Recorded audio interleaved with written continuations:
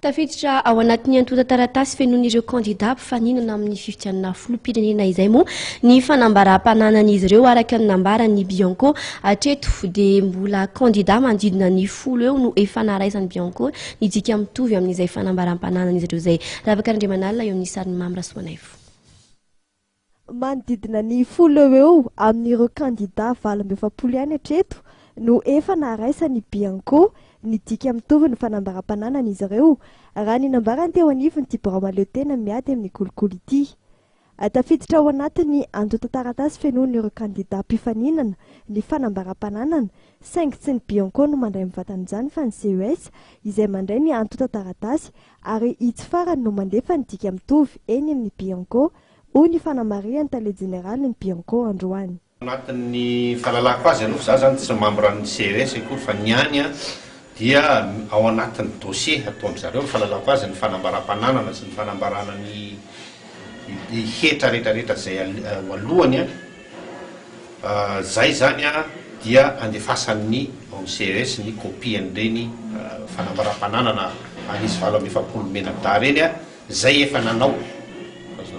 nanao fa marepo mbola tsy izy rehetra ny nanao fa misy efa nanao dia mino aho fa ho an'izay mbola hanao mbola ho alefan'ny CES aty aminay ny kopiany satria mitovitovy ihany io zany amin'ilay fanambaram-pananana takin'ny lalàna amin'ireo olona ambony rehetrarehetra eto amin'ny firenena zay ao Bianco zany no mitatana ny fitazomana an'izy ireny sy ny exploitation raha ohatra ka misy ilana azy.